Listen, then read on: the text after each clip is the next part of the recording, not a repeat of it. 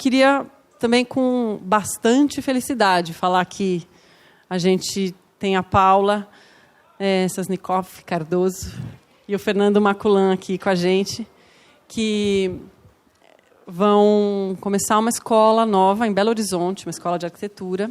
Vieram aqui contar essa experiência para a gente. Bom, desse grupo tem várias afinidades aqui entre nós, né? Esse L aqui dos 5 fazem parte do Arquitetos Associados. Esse L invertido aqui, todos são editores da MDC. Esses 2 estão atualmente trabalhando na curadoria da Bienal, né? O Johan Voss é o curador e a Júlia co-curadora. O Edu Jesus e a Júlia já trabalharam muito como curadores do Vídeo Brasil. Enfim, tem uma série de relações aqui entre nós de trabalho que daria para fazer graficamente aí um jogo bem diversificado, com muitas ligações diferentes. A gente está em Belo Horizonte, né? Essa é uma foto aí do eixo da Avenida Afonso Pena, com a Serra do Curral no fundo, e esse verde aqui do lado é o nosso parque municipal, que a gente vai várias vezes falar sobre ele aqui na nossa apresentação. A gente escolheu começar essa fala contextualizando um pouco... eu esqueci de falar uma coisa. Além desse grupo fundador que está na foto inicial, né, a gente tem também colaboradores, os que estão mais ativos diretamente na criação da escola, a Rivane Neuschwander, artista, né? Na identidade e design gráfico, Bruno Martins e a Andréa Costa Gomes, e na consultoria jurídica, o Ricardo Massara, brasileiro, para falar do grupo todo. Então, voltando a Belo Horizonte, a gente escolheu começar essa apresentação contextualizando uma cena contemporânea e alguns acontecimentos históricos também que ilustram um pouco o que nos anima a formar essa escola. Essa primeira imagem é da Praça da Estação, que é uma praça na região central, isso é da década de 68, que sempre foi a entrada da cidade, né, porque é a estação central do trem, então foi por aí que a cidade foi construída. E na década de 80, 90, ela estava completamente tomada por carros, né, isso aqui tinha virado um estacionamento. Em 2004, então, houve uma renovação da Praça da Estação e também dos jardins aqui da frente, que a transformou completamente e recuperando todo esse espaço público, tal, né? Tem essas fontes que são bem marcantes. E em 2009, aconteceu um decreto do atual prefeito Márcio Lacerda, que proibia todos os tipos de manifestações públicas nessa praça. E houve uma manifestação espontânea, popular, de não aceitar esse decreto, e disso nasceu esse movimento de ocupação de espaços públicos que se chama Praia da Estação.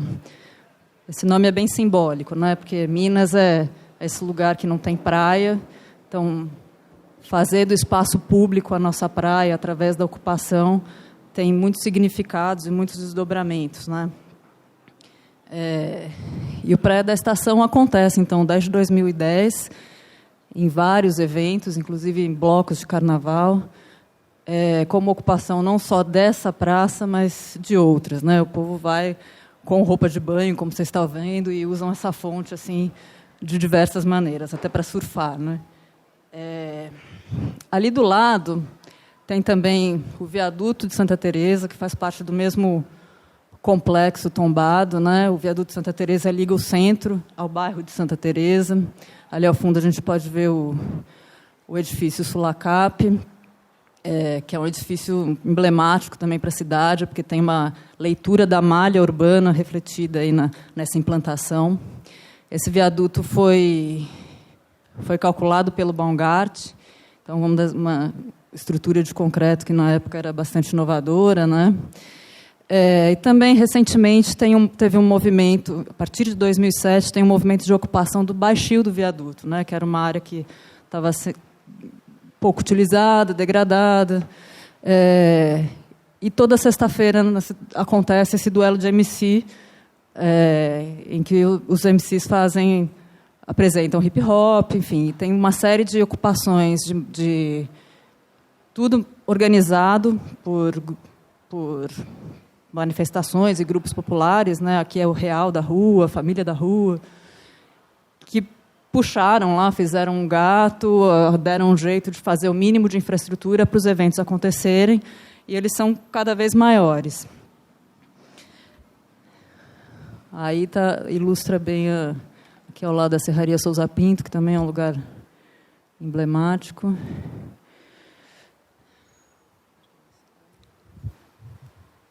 Bom, uma outra situação que a gente achou interessante de mostrar em relação a essas formas de apropriação do espaço público aconteceu num evento em 2012, do qual fui um dos organizadores, que foi o evento Noite Branca no Parque, né, isso nasceu de uma intenção do próprio governo do Estado em de alguma forma, importar, a princípio, essa ideia de uma noite, né, dedicada às artes na cidade e tal, e a gente reinterpretou isso de uma forma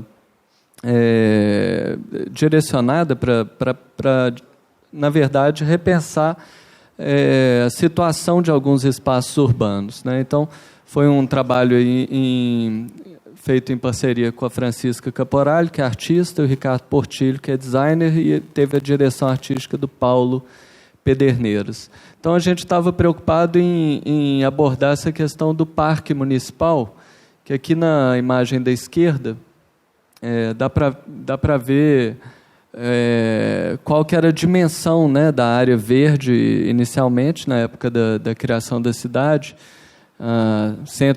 pouco mais de 115 anos atrás, e a situação atual, que é a imagem da direita, na qual se vê que o parque já tem hoje uma superfície inferior, bem inferior à metade, né, da área inicial. Uma outra situação que era bastante crítica no nosso entendimento, é o fato de um dos principais complexos culturais da cidade, que é o Palácio das Artes, está inserido nessa área verde, mas está completamente apartado dela por grades, né? Então, são dois equipamentos separados, sendo que um está na gestão estadual, que é o Palácio das Artes, e um na gestão pública municipal, que é o parque. Então, eles não se entendem, não conseguem chegar a um consenso a respeito disso. Deixa eu usar obrigado. Então, uma das ações desse projeto, a gente não... O projeto ele partiu de uma ideia de convidar artistas e arquitetos para pensar projetos específicos para o lugar, né, que teriam essa duração bastante limitada, né, de um dia, de uma noite, mas que tivessem essa natureza, né, de reflexão sobre esse lugar com toda a complexidade que ele contém, né, e essas questões, essas barreiras que existem aí. Então, uma das ações foi essa de retirar, ainda que temporariamente, as grades, um trecho extenso de grades que separam o Palácio das Artes do Parque Municipal. Mas o que aconteceu, na verdade, e que surpreendeu a todos nós, e acho que a todos envolvidos e presentes ali no dia, foi a presença massiva, né, de um público de quase 100 mil pessoas. Ninguém podia imaginar que isso ia acontecer. Então, ainda bem que a gente tirou as grades, porque as pessoas passaram por aí como se elas nunca tivessem existido, realmente, né? Então, eu acho que o que ficou do evento, muito mais do que as próprias realizações, né? A gente tinha uma série, quase 70 artistas, arquitetos convidados, né? A Cíntia Marcelli, Paulo Nazaré, entre vários outros artistas, o Edgar Mas, o Cássio Teixeira, entre os arquitetos.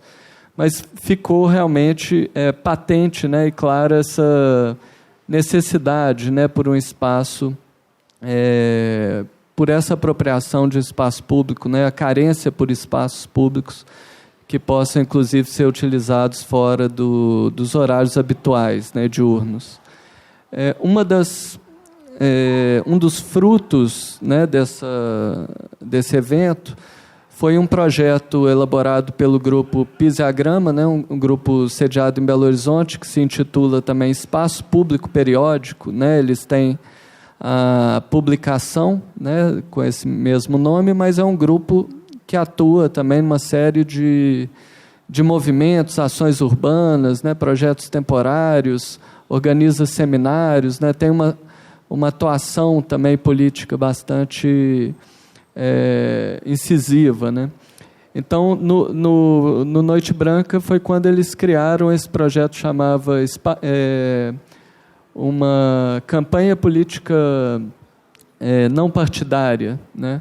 E eles se basearam nessas placas que são colocadas todo ano, aí, né, sempre nas épocas de eleições, são colocadas pelos partidos nas ruas. Eles se apropriaram desse suporte para veicular essas frases, né? Nadar e pescar no Arrudas, que é o nosso rio, que atravessa a cidade já debaixo de vias, né? Um rio quase totalmente coberto.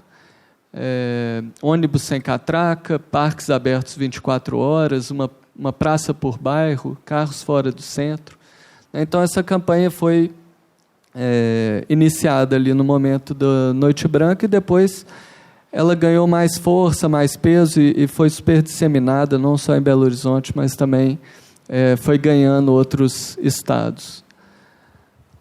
Aqui alguns números da revista, que se mantém ativa, né, até hoje. Os últimos números, inclusive, vieram mais encorpados, e a revista continua com força total.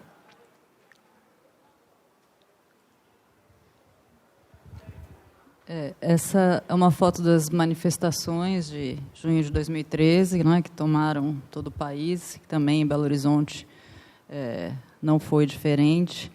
Nessa ocasião já existia essa campanha não eleitoral, né? O ônibus sem catraca, que era uma das hashtags lá do Pisiagrama, acabou, enfim, evoluindo um pouco, e assim como o passe livre, que foi o que fomentou tudo isso, de certo modo, lá teve uma organização a partir dessas manifestações, né? Que é o Tarifa Zero é Mais, que é esse movimento que luta contra a tarifa no transporte público, né? E o Tarifa Zero também tem uma outra manifestação que vem crescendo muito em Belo Horizonte, é o Carnaval de Rua, né? Desde 2012, essa apropriação dos espaços públicos também está na festa, também está no Carnaval, e todos os blocos estão crescendo muito. Esse bloco, que é o Pula Catraca, está diretamente ligado ao Tarifa Zero. Aí atrás, nessa foto, a gente pode ver até uns ônibus, que eles organizam alguns ônibus sem catraca para levar e buscar o pessoal na época do Carnaval e da folia, né? E o Carnaval tem essa coisa interessante de acabar um pouco com os limites da cidade, né? Ele acontece tanto nas áreas consolidadas e formais, nos lugares emblemáticos, então Praça da Liberdade, Praça da Estação, o Praia da Estação é um bloco, por exemplo, né? A Rua Guaicurus, que é a zona, né? A área dos bordéis da cidade, também tem esse bloco que chama Então Brilha, que sai de lá e encontra o Praia da Estação, como também nas áreas informais, né? Em várias ocupações, e tem esse trânsito livre, né? Essa é um pouco quando os limites não existem. E esse tipo de ocupação está acontecendo cada vez mais forte, e não só dos espaços públicos, mas também em uma outra dimensão, que é uma dimensão simbólica, né? Então, em 2014, por exemplo, a música foi uma questão muito forte. Tem sempre esse concurso de marchinhas, que chama Concurso de marchinhas Mestre Jonas. Em 2014, os 2 primeiros lugares eram marchinhas com cunho bem político, assim. O primeiro lugar era o Baile do Pó Royal, que é uma sátira em função daquele episódio do helicóptero dos Perrella, que foi apreendido com 450 quilos de pasta base de cocaína. E a letra é maravilhosa, porque faz um trocadilho com o Perrella e com o Aécio, que é seu grande aliado, né? Então é o pó rela no pé, o pé rela no pó. Esse pó é de quem? É sim, é sim. E todo mundo no carnaval cantava isso, assim, e sabia de cor, era uma catarse na hora que tocava essa música. E o segundo lugar era justamente a marchinha do Pula Catraca, né? Que o refrão é: se você paga, não deveria, pois o transporte não é mercadoria. Então, a gente vai, com essas manifestações contemporâneas, a gente fecha um pouco voltando para o começo. Assim, está tudo um pouco interligado, os blocos de carnaval voltam lá para a Praia da Estação e tomam as ruas nesse movimento de ocupação que tem um cunho muito político, né? Aí a gente está mostrando as coisas sem uma ordem cronológica, e agora eu vou voltar para trás e falar desse evento, que é o do Corpo à Terra, que aconteceu na década de 70, no Parque Municipal, em Belo Horizonte, em função dos salões de Ouro Preto que sempre aconteciam na época das comemorações da Inconfidência Mineira. Então, no mês de abril, sempre aconteciam esses salões. Cada ano focava num suporte específico, em pintura, escultura. E nesse ano, o convidado para organizar o salão, ou o que hoje chamamos de curador, né, era o Frederico Moraes. E o Frederico Moraes, ao invés de fazer o Salão da Escultura, como lhe foi solicitado, ele fez um salão com o tema do objeto, né? Saiu do suporte e pensou nessa exposição a partir do objeto pensado como não categoria.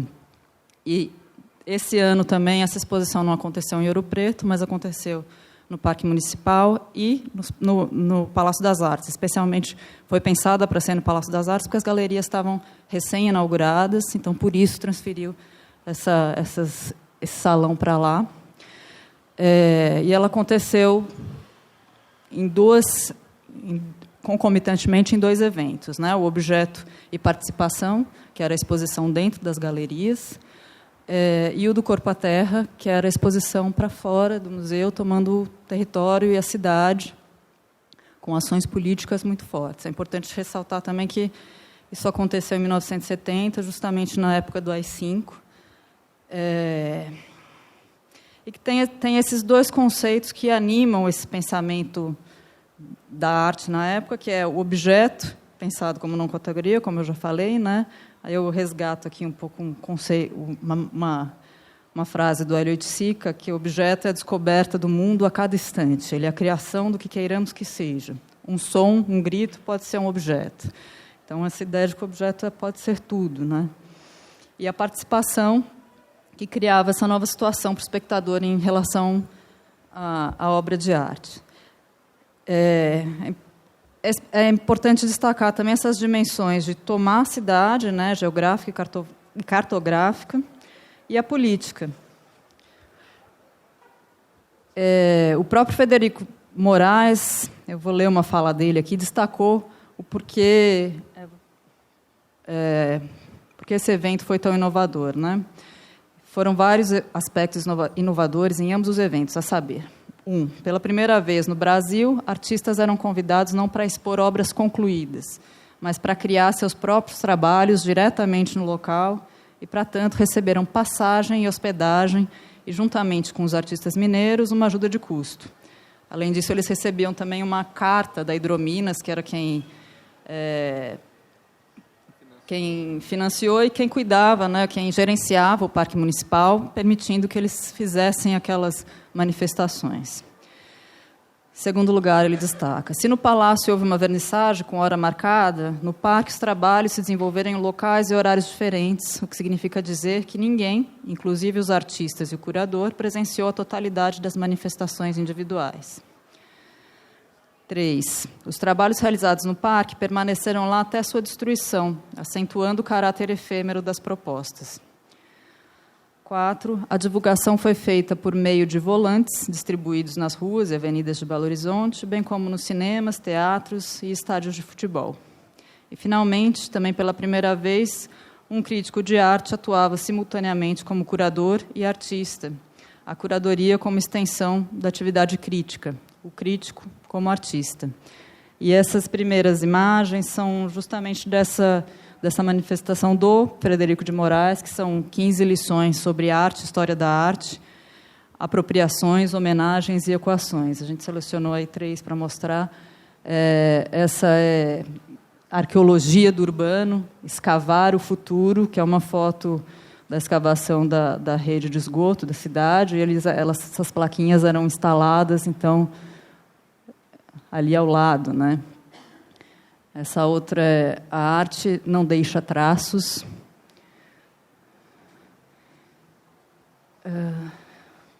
Não está escrito aqui, não lembro. A Arte contra a Natureza. Bom, e aí algumas imagens dos acontecimentos no Parque Municipal do Corpo à Terra, né? A gente selecionou 3 para mostrar. Aí é do Cildo Meirelles, Tiradentes, Totem Monumento ao Preso Político, em que ele queimou galinhas vivas, as amarrou ao totem e queimou. Então, é a foto do incêndio. E essa é do Arthur Barrio, Situações TT 1 a 14, essa é a 1, que ele fez essas trouxas ensanguentadas, com osso, enfim, todo o material, e colocou isso à beira do rio, do Ribeirão Arrudas, dentro do parque, fora, e esse aconteceu em pleno AI-5, né? Então isso culminou com a chegada, as pessoas foram se aglomerando ao longo dessas trouxas, tentando entender o que eram, e culminou com a chegada de polícia, bombeiro e tal. Algumas imagens. Aí é o... E, por último, essa do Décio Noviello, que é uma ação com granadas de sinalização militar. O Décio Noviello era um milico, e é uma transgressão maravilhosa, né? Porque ele pega essas granadas de sinalização usadas pelo Exército e usa no parque, transformando elas em outra coisa, né? Levando elas para outra dimensão, transformando o espaço.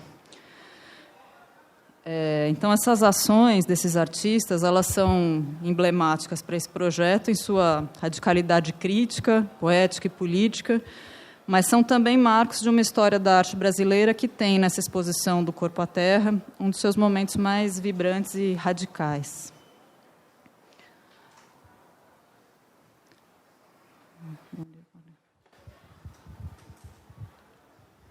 Bom, com isso a gente passa para um segundo momento dessa apresentação, em que a gente vai trazer algumas referências, né, que nessas primeiras formulações, né, que o grupo fundador se dedicou a fazer em relação à escola, a gente pesquisou uma série de referências em pedagogia, referências em outras propostas, e que a gente considera seminais, né, também de formas diferentes, para o caso da Escola Central que a gente pretende criar.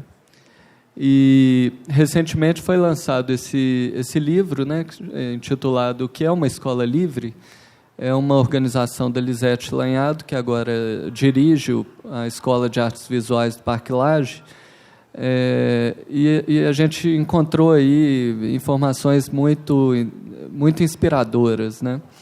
Por um lado, tem uma série de respostas a essa... O livro é constituído basicamente de respostas a essa pergunta, né, onde pessoas que passaram por ali como estudantes, professores ou pessoas que dirigiram a escola dão a sua definição. Eu separei aqui uma que eu acho que é instigante, especialmente, feita pelo Yuri Firmeza, a resposta dele é a seguinte: talvez uma escola de arte livre seja aquela que mantenha a pergunta: o que é uma escola de arte livre? Ou seja, essa constante, né, pergunta, né, essa constante possibilidade de transformação, né, isso eu acho que é bastante inspirador para a gente. E, mais uma vez, a gente encontra aqui, nessa publicação, um texto pelo Frederico Moraes, que foi quem dirigiu a escola no ano de 1987, 88. Né? A escola foi fundada em 75 pelo Rubens Gershman.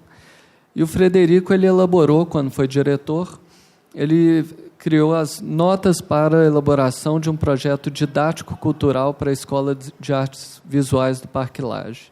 Então, assim, em suma, ele trazia ali uma série de...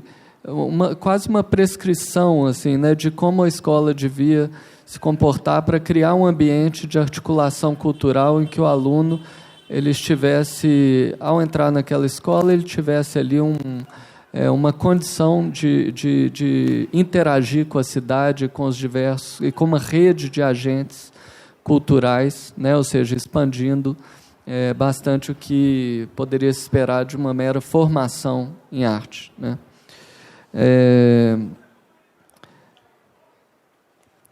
Eu vou também ler aqui um trechinho dessas notas do Frederico Moraes, que eu acho que são aquelas que mais fizeram sentido para essas reflexões iniciais do nosso grupo.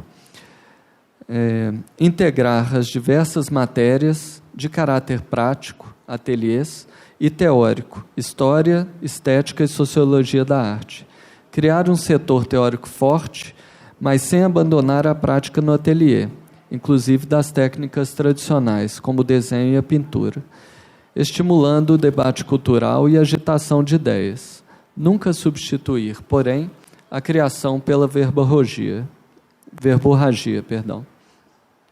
Não submeter o ensino aos modismos impostos pelo mercado ou pela crítica, nem correr desesperadamente atrás da última novidade tecnológica. Permanecer atento aos avanços da high-tech e ao surgimento das novas mídias, mas não se submeter passivamente a eles. ênfase na formação de artistas independentes, valorizando-se a subjetividade e as mitologias individuais. Nesse sentido, a escola deve estimular a dúvida, a contradição e questionar o ensino voltado unicamente para uma estética do sucesso imediato.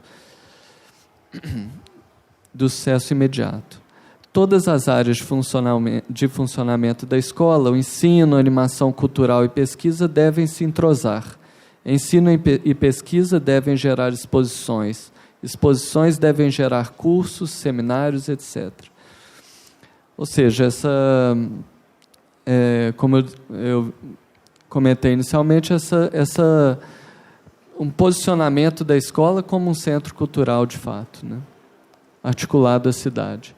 E alguns artistas submeteram trabalhos para responder essa pergunta, né? O que é uma escola livre? Então, foi uma interpretação aqui do Jorge Mena Barreto, né, desses tapetes, que é uma série que a gente achou sensacional, esse tapete, essa educação. E aqui uma coleção de palavras, né, de conceitos, que também se refletiram um pouco na experiência que a gente teve aí nessas formulações iniciais, de trazer uma série de conceitos que se espelham muito aqui também, apresentados em relação à Escola de Artes Visuais do Parque Lage.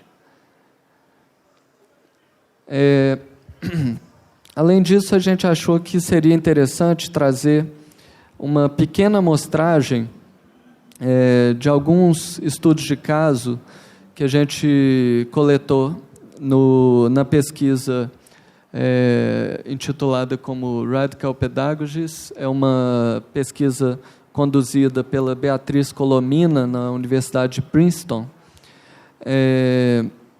e com a colaboração de um conjunto de alunos de PhD da universidade, e que foi apresentada na última Bienal, né, a 14ª Bienal de Veneza, que teve a curadoria do Rem Koolhaas, e recebeu, inclusive, uma premiação, uma menção especial pelo trabalho, né.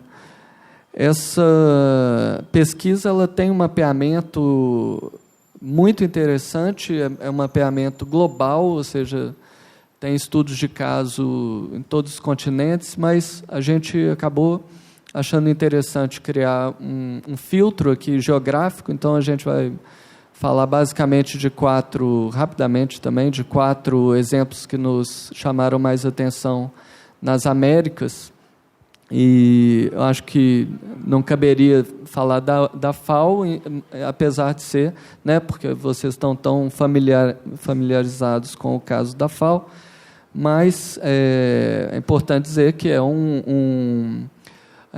a mudança de currículo coordenada pelo Artigas, né, no início da década de 60, ela é fundamental, inclusive, para algumas dessas outras escolas que a gente vai apresentar aqui na sequência.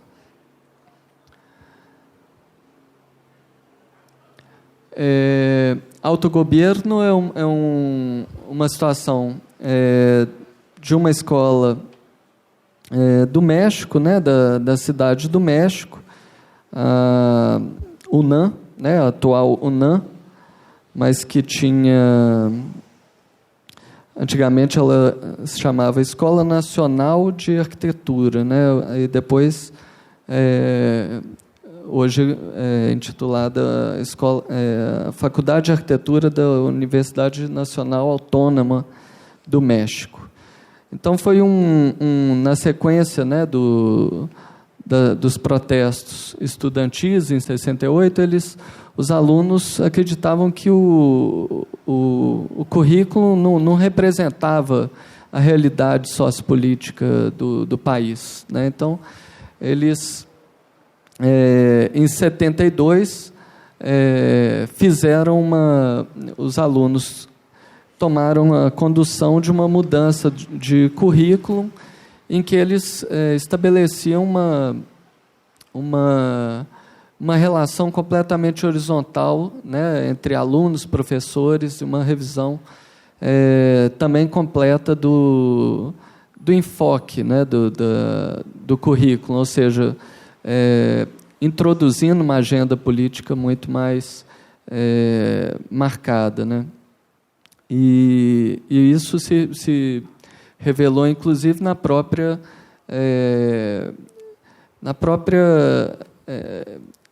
manifestação de uma necessidade de mudança do próprio ambiente de sala de aula. Se, por um lado, eles questionavam o próprio conteúdo do ensino, por outro lado, eles questionavam também a própria estrutura física das escolas.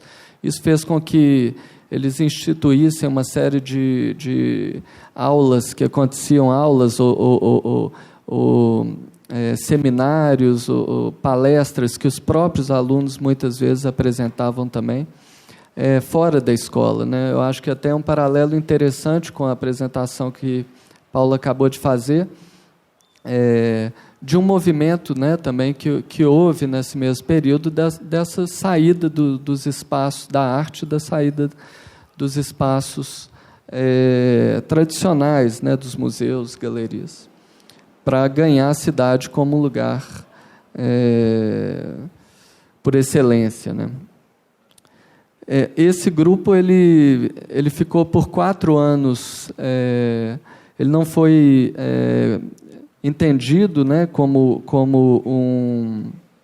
ele foi ignorado pela administração da escola, até que em 76 a escola finalmente reconhece, né, a validade daquela atuação, e todos os registros que esse grupo de professores e alunos tinham, eles tinham anotações em cadernos vermelhos, eles chamavam de actas Jamaica, né, actas Jamaica, e esses cadernos finalmente eles foram eles passaram a ter um valor de registro institucional da escola, constituindo assim um novo momento, né? Black Mountain College nos Estados Unidos, acho que tem um outro caráter que para nós é importante, que é a dessa convivência, né, de disciplinas, né?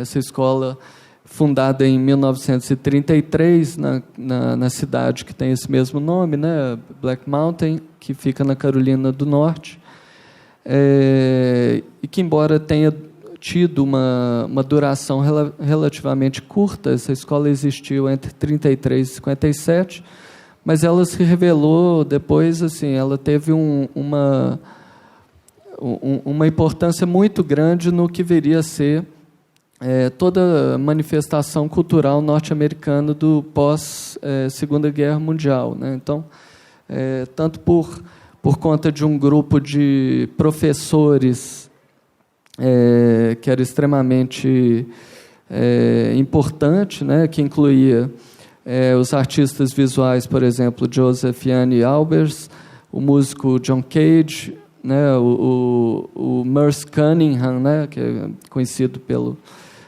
trabalho na dança, né, especialmente o Buckminster Fuller, enfim, o de Kooning,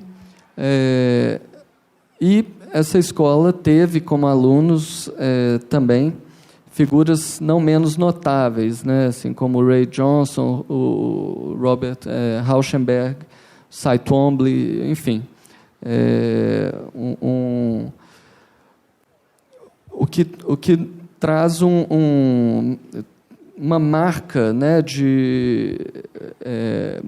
que por todos esses integrantes, uma marca muito clara na ideia de experimentação, né? E experimentação foi eu acho, talvez a grande questão e o grande legado em termos de um procedimento, né, na escola, né?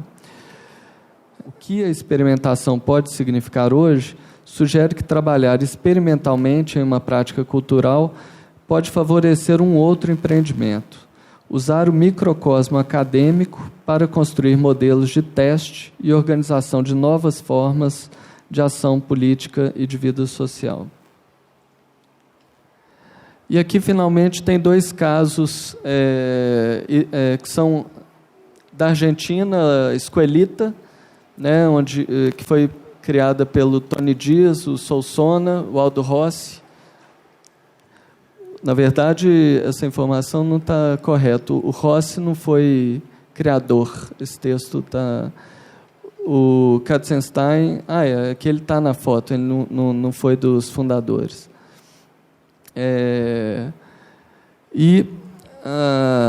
Na verdade, essa foto ela diz respeito a um workshop que foi super emblemático, né, no caso da escola. Ela durante a década de 70, eles tinham uma visão ainda, né, muito focada na experiência, numa prática formalista e funcionalista, e que, com a presença, né, do próprio Rossi, e num dos workshops em que a Avenida de Maio era o tema, né, foi um momento em que, ao desenvolver um tema em que a intenção era tornar aquele espaço um espaço de domínio público peatonal, né, ao contrário de um espaço estéreo, né, que era característica própria de um lugar onde aconteciam as paradas militares, né, em período da própria ditadura, né, que era o caso. Então, essa temática que foi proposta nesse trabalho, ele indicou um novo momento para a escola, né? A Escuelita, ela era uma escola não reconhecida, ela não existia juridicamente, e ela, até por isso, ela teve essa liberdade de ser um lugar, né, de uma experiência política mais radical, e esse workshop com o Rossi foi o que marcou, de fato, essa inclusão de uma agenda, né, política, da percepção da cidade como lugar de trabalho, do objeto de atenção do arquiteto por excelência, né? E o Taller Total, também na Argentina,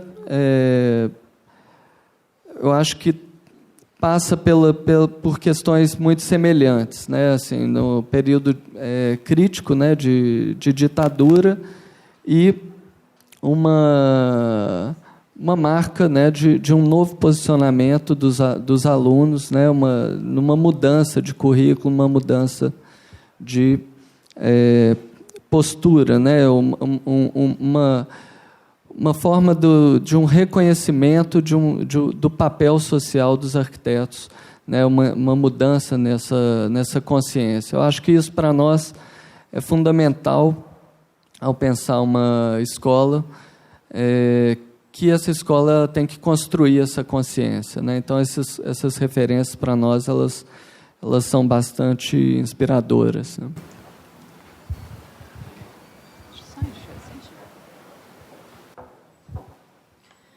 Bom, a gente fez essa contextualização, ela traz à tona muitos conceitos que animam e inspiram a criação da nossa escola, a Escola Central, né? Há um elemento que, para nós, tem sido fundamental para conceituar essa escola, que é o projeto. O projeto é uma palavra-chave no nosso glossário. Nós acreditamos no projeto como uma ferramenta fundamental para pensar a atuação do artista e do arquiteto no tempo presente. Ele tem o papel de ser ferramenta articuladora das ideias com o real. Para além da elaboração teórica, ele vai buscar a intervenção prática como o ato de lançar-nos ou projetar-nos no futuro, tal como ensina Elliott Sica. Essa ferramenta, ainda que compartilhada pelos vocabulários da arte contemporânea e da arquitetura, adquire acepções e usos diferentes nos dois campos. Fazê-los conviver, por distinção e aproximação, nos parece ser uma estratégia potente para pensar a formação do artista e do arquiteto hoje. A academia é vista por nós como ambiente de geração e de partilha de conhecimento, que promove uma formação humanista, capaz de contemplar uma prática de estudos dedicada, mas também um ambiente de criação em que a alteridade seja preservada, ao passo em que se fortaleçam os vínculos coletivos. Queremos, assim, fazer dessa escola um local de encontro e convivência, não apenas para seus alunos, mas para a cidade. Compartilhamos nesse grupo o interesse pela educação e pelo ensino como plataforma de desenvolvimento humano. Todos, de alguma forma, têm interesse na atividade acadêmica, mas não se sentem confortados com os modelos de ensino e com os valores envolvidos nessa prática, nas instituições de ensino existentes na cidade hoje. A Central nasce do desejo de criar uma escola de arte e arquitetura que seja diferente desses modelos institucionais majoritários. É importante que haja outra forma, uma alternativa, uma outra opção. De maneira ligeira, podemos notar que, na arquitetura, as escolas parecem se situar na oposição entre uma postura teórica e crítica, que se afasta das possibilidades de intervenção no real, pela recusa ao ato de projetar, e entre uma gama de escolas que preparam profissionais de maneira massiva e refletida para atuarem junto ao mercado, que normalmente se associa a mecanismos de espoliação da qualidade de vida urbana. No campo da arte, por sua vez, o ensino ainda está calcado no modelo conservador e antigo da ideia de belas artes, em que o exercício das tecnicalidades de cada um dos tradicionais suportes, né, pintura, escultura, gravura e linguagens tradicionais, não vem acompanhado de reflexão crítica, análise histórica, nem toca as questões do presente, do contemporâneo. O processo de mútua contaminação e articulação das questões da arte e da arquitetura na contemporaneidade parece demandar que ambas as formações voltem a compartilhar um mesmo espaço acadêmico e reflexivo. Nas nossas práticas docentes e profissionais, há uma evidência. A formação universitária do arquiteto e do artista, tal como se dá entre nós, deve estar mais próxima da realidade contemporânea. Entre uma qualidade técnica consistente e uma formação intelectual mais articulada com as demandas do ofício, deve-se reconquistar a sintonia com o tempo presente. Assim, inspirados pela experiência absolutamente bem-sucedida aqui da Escola da Cidade, também por uma provocação do Álvaro Pontoni numa mesa de bar, né, Álvaro? Decidimos criar essa escola, que nomeamos de Central, que é quase uma sigla de Escola de Arte e Arquitetura Livre, que chama para o coração da cidade essas discussões que pretendemos pautar. Se o projeto é uma das nossas ferramentas de trabalho, a cidade é o nosso território, não apenas como lugar de atuação, mas como um ambiente de mediações, encontros e disputas de conceitos, ideias e visões de mundo. A princípio, estamos trabalhando com a ideia de uma escola com, no máximo, 400 alunos. A carga horária deve compreender 2 turnos de aulas ao longo de toda a semana, sendo um turno dedicado a encontros teóricos e um turno dedicado a exercícios e estudos práticos em ateliê, semelhante ao que é aqui e ao que é a FAO também, né? Um dia da semana deve ser reservado para atividades públicas, abertas à comunidade e compartilhadas pelos alunos de ambos os cursos e de todos os anos. Bom, para finalizar essa apresentação, eu trato do status em que estamos. Nesse momento, a gente tem 3 etapas a vencer. A primeira é a etapa institucional e jurídica, né, a elaboração e assinatura do Estatuto e a ata da fundação da Associação Central, que vem sendo pensada, assim como aqui a escola, como uma associação sem fins lucrativos, e que vem ser a entidade propositora da Escola Central e também das atividades culturais. Além da finalidade de ensino, queremos garantir que a Central seja também um espaço de promoção e difusão cultural. Uma rede de apoiadores institucionais e de pessoas físicas já está em articulação. Em segundo lugar, temos a etapa logística e administrativa. Então, a gente devemos desenvolver um plano de gestão de negócios para avaliar essa viabilidade financeira do projeto e os mecanismos mais adequados da gestão de recursos. Mas uma conversa inicial com o Ciro, que teve lá com a gente um tempo atrás, nos animou muito, né, de saber que a escola está indo tão bem. Também estudamos modelos de financiamento externo, como, por exemplo, endowments. Embora seja uma escola privada, consideramos fundamental conseguir oferecer bolsas de estudos para uma parcela dos alunos, garantindo uma diversidade de estratos econômicos. E, por fim, a etapa pedagógica, né, que consiste no desenvolvimento e discussão do projeto pedagógico da escola, em caráter conceitual, sobre como criar integração e interfaces entre os campos de conhecimento da arte e da arquitetura, na dinâmica de ensino, para que se alimentem, mas também preservem as suas diferenças, ressaltando a importância de formar profissionais cujos papéis sociais se distinguam e se complementem. Isso para a gente é muito claro, né? As funções sociais do artista e do arquiteto são muito diversas. Também pensamos em como a prática e a reflexão podem se desdobrar na articulação do conteúdo acadêmico, mas também no espaço da escola, como um local para convivência e troca, como um ambiente criativo e humanista.